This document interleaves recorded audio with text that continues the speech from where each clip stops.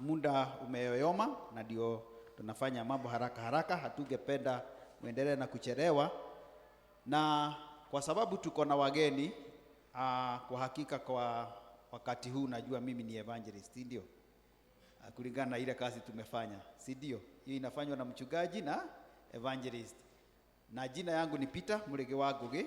Nampenda Yesu kwa ajili ya kuniokoa, na shukuru Bwana kwa sababu ya muda huu ambao nimekabidhiwa na kuweza kupewa nafasi hii na mchungaji wetu ili niweze kunena, na nasema shukrani kwa Bwana. Sitawaweka, kwa hivyo nitaenda straight to the word of the day ambayo inatoka katika mada yetu ambayo inatuongoza. Na asubuhi tulikumbushwa jinsi ya being rooted in the purpose of God, jinsi ambavyo tunaweza kupandwa katika kusudi ama madhumuni ya Mwenyezi Mungu. Na ninataka tu kujibu na kujiuliza, wewe ujiulize na uendelee kugundua ni kusudi gani ambalo Bwana Mungu ako nalo katika maishani mwako. You'll discover, kwa sababu iko, lakini ungependa kulijua na uendelee kujua. Na tumesomewa kitabu cha Yeremia ambapo tulisomewa asubuhi. Hatukuwa pamoja na mchungaji, yeye alichagua chapter number 1 na mimi nimechagua chapter number 2. Kwa hivyo kuna kitu anataka tuelewe kutoka kwa Yeremia. Na kama vile ambavyo alivyoitwa Yeremia, akawa sasa ni nabii ambaye anazungumzia Wanaisraeli ambao wanaelekea nchi ya utumwa, lakini bado Mungu ako na kusudi jema, kama vile tulisomewa katika sura ya 29 ambapo Mungu anasema I know the plans that I have for you. Hata ingawaje Mungu alikuwa ametoa hili judgment, lakini at the same time Mungu alikuwa na kusudi jema. Na hapa ambapo anazungumzia tuseme kama tuziite idara 4 ama 5. Na ya kwanza ni Wanaisraeli wenyewe ambao anawazungumzia, anawanenea kama watoto wake ambaye alikuwa amewapenda sana, na alikuwa amewatoa kama mfano, ikiwa ni picha vile atakavyofanya na kanisa lake. Kwa hivyo hapa ni mfano vile Mungu atafanya baadaye na kanisa lake. Na kwa hivyo katikati yao alikuwa amewapatia hizi idara 4. Yeremia ananena na anasema ya kwamba Mungu hajapendezwa. Anapotazama hizi idara anaona ya kwamba hazijafanya ama hazijatekeleza kusudi lake Mwenyezi Mungu. Na akasema ya kwamba idara ya kwanza ilikuwa idara ya makuhani. Na akasema kulingana na vile makuhani wanavyotekeleza kazi yao, hawatekelezi kama vile Mungu angependa. Na ndio maana anasema wamenyamaza, hawaulizi, hawatoi ushauri kutoka kwa Mwenyezi Mungu. Naye idara ya pili anasema ni wenye sheria, the scribes, walimu wa neno. Walimu wa neno nao hawafahamu na hawaendelee kufundisha kulingana na mapenzi ya Mwenyezi Mungu Baba. Kwa hivyo akawakemea. Na idara ya tatu ilikuwa hiyo idara ya viongozi, the rulers, the leaders of the nation of Israel. Nao vile vile wamemuasi Mwenyezi Mungu. Idara ya mwisho ilikuwa idara ya unabii. Naye akasema manabii bandara ya kwenda kwa Mwenyezi Mungu wanaenda kwa miungu zingine. Na hapa ndio nasema kwa jina la Baali. Kuna miungu zile zilikuwa zinajulikana kwa Wanaisraeli, Baali na zingine zote ambazo huwa tunazisoma katika Agano la Kale. Kwa hivyo walikuwa sasa wameacha kuegemea pande ya Mwenyezi Mungu na wameenda pande ingine. Mungu akakemea hizi idara na akasema sasa kile kinachofuata sasa ni hukumu. The judgment is awaiting. So ni vizuri wajirudishe mahali wanafaa wakue. Na nasi kwa siku ya leo pengine tutajiuliza, haya yanatuhusu nini? Na mimi si nabii, na mimi si kuhani, na mimi si kiongozi. Lakini nataka kukuelezea kwamba siku ya leo haya yote iliweza kukamilika kupitia Kristo mwana wa Mungu. Kwa sababu wakati Mungu alikuwa ananena hapa, akinena na Wanaisraeli, baadaye tunaona akileta kusudi lake ama nia yake kwa watu wote kwa dunia. Maana Kristo alipoingia, Biblia inasema ya kwamba yeyote atakaye muamini, na alipofika anaonekana akihudumu katika idara hizi zote.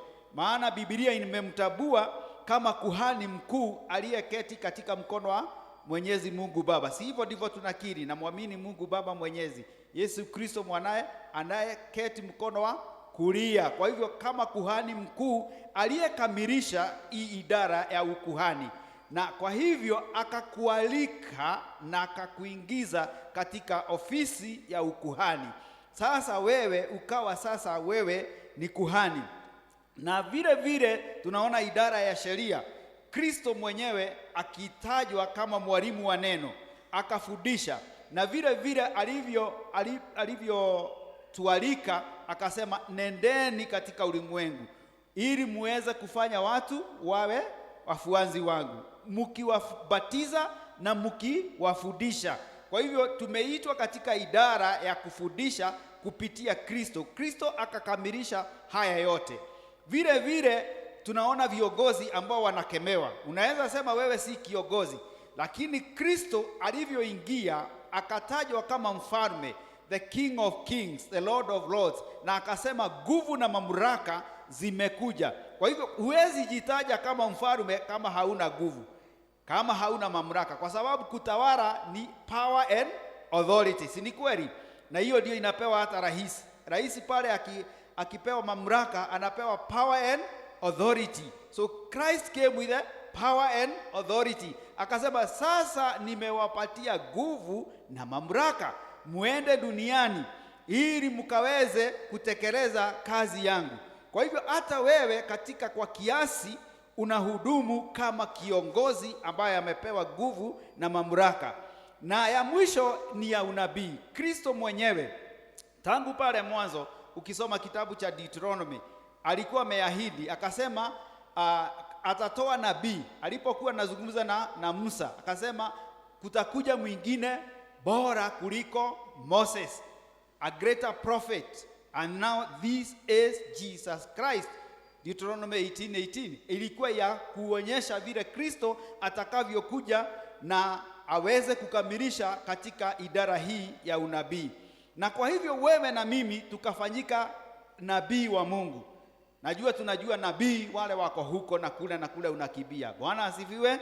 Lakini ujue leo uko na unabii. Hata wewe unaweza toa unabii kwa sababu umefanyika kuwa nabii kupitia Kristo mwana wa Mungu. Hizi idara zote huenda ikawa kwa kiasi inafanya kwako, mwingine inafanya zaidi, mwingine ameitwa akiwa kwa kiwango ya juu. Kwa mfano tunapoongea juu ya kuhani, the priest, today we have our minister and others kulingana na level zile wameitwa. Kwa hivyo kwa kiasi unaweza kuwa umepewa kwa kiasi, lakini katika hiyo level umeitwa hata wewe uweze kuhudumu katika hiyo idara. Kuna mwingine hapa anaweza kuwa amesonga katika idara ya unabii, lakini kila mmoja wetu hapa Mungu ameachilia haya yote.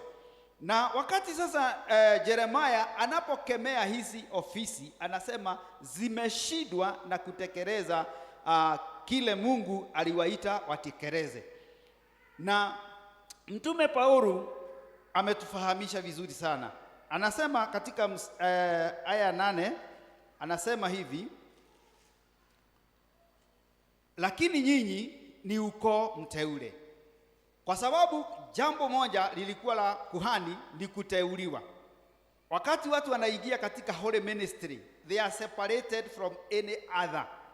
Wanatengwa, ni wateule. Na sisi sote tukafanyika wateule katika kumwamini Yesu Kristo. So we are special. Kwa hivyo kila mmoja wetu hapa ameteuliwa, yeyote amemwamini Kristo. Ameteuliwa na ametenganishwa na ulimwengu atekeleze kazi ya Bwana. Si umeona wewe ni kuhani? Basi akasema kuhani mfalme. Kuhani mfalme. You are a king. So umeachiliwa nguvu na mamlaka ili uende ukafanye kazi ya Bwana. Na vile vile anasema taifa takatifu, watu wake Mungu. So tukiendelea kusoma na kusoma utajua ya kwamba wewe unahudumu katika hizi idara. Na kwa hivyo neno linapozungumza siku ya leo lilizungumzia Wanaisraeli. Yeremia akawakemea, akawaambia kuna hukumu ya Mungu inakuja. Na hata siku ya leo kuna hukumu ya Mungu ambaye imetajwa katika wakati wetu.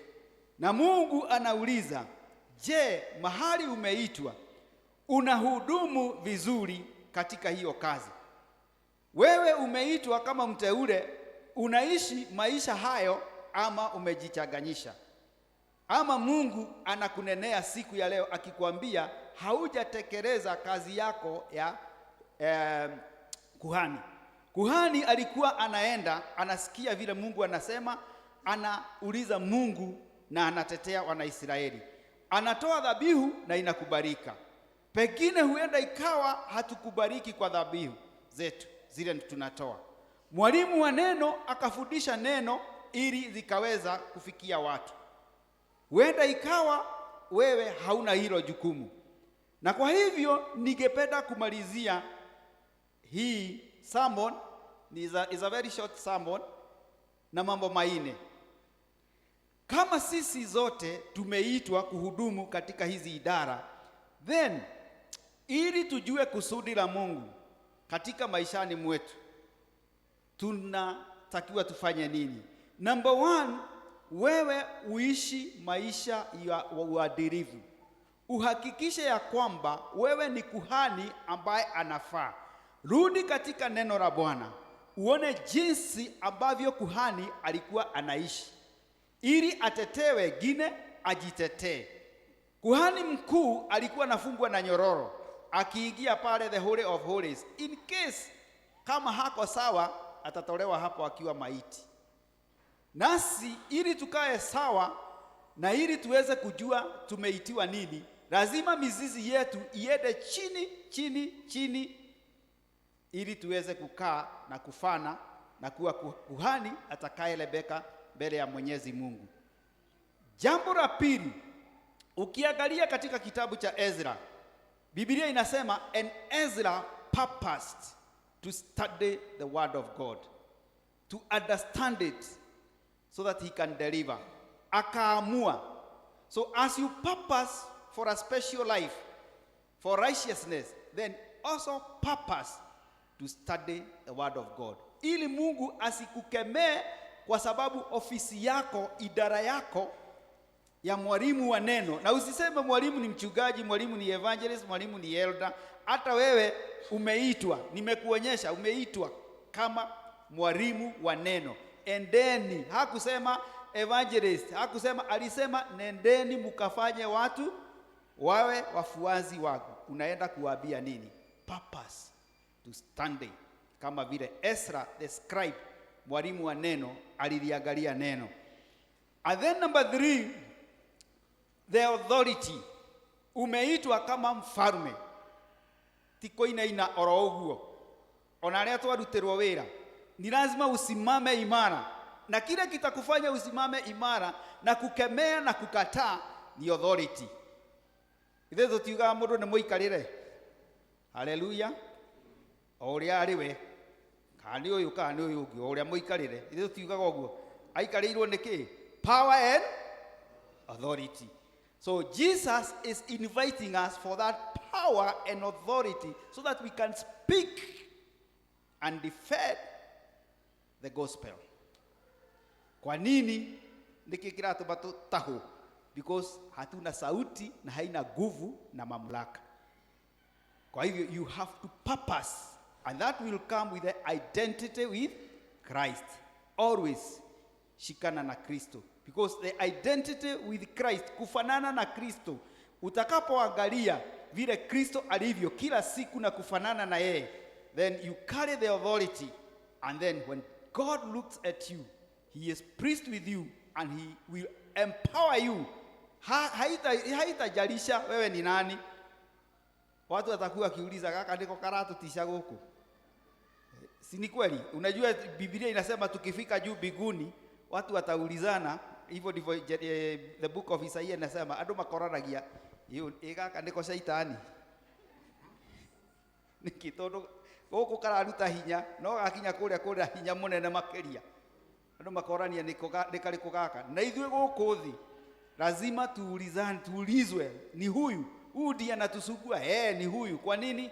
Power and authority. And finally tumeambiwa alikemea idara ya unabii. Purpose to be rooted very well. Discover your purpose in that ministry of prophetic.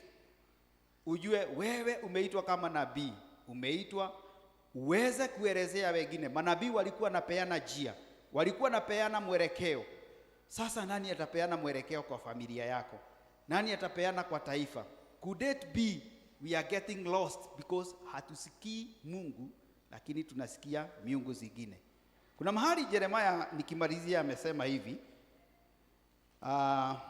Anasema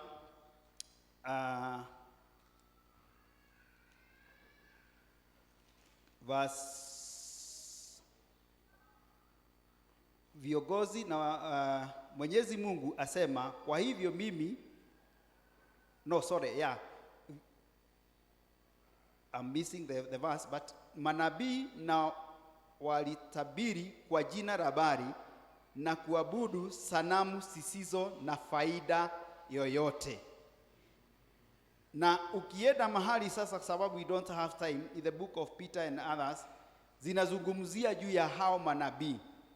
Watu wengine wamezichukulia kwa umuhimu, hata wanaziweka mahali, hata wengine wanazibeba. Lakini sisi hatuandamani na Mungu wetu.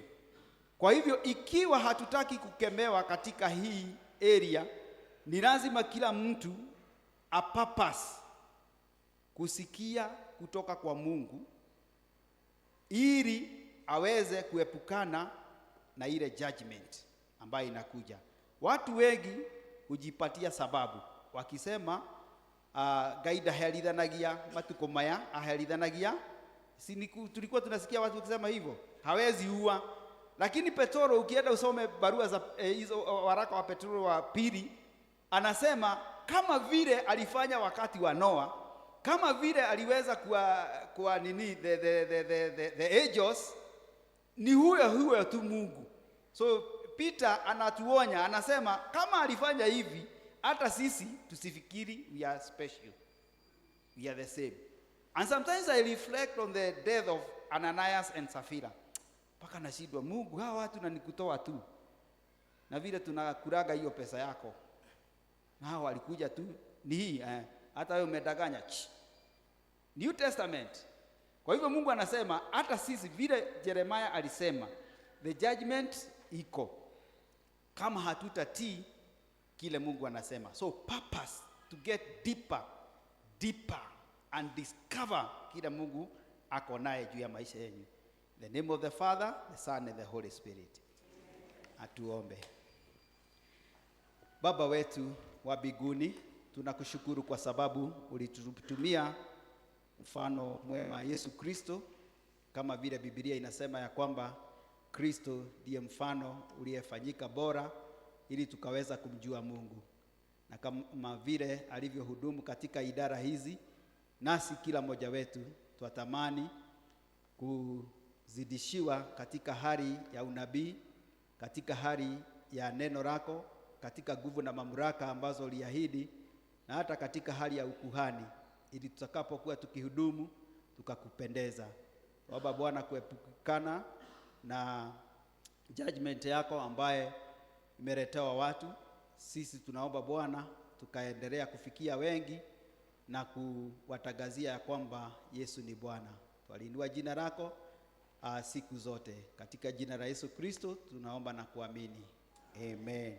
Barikiwe.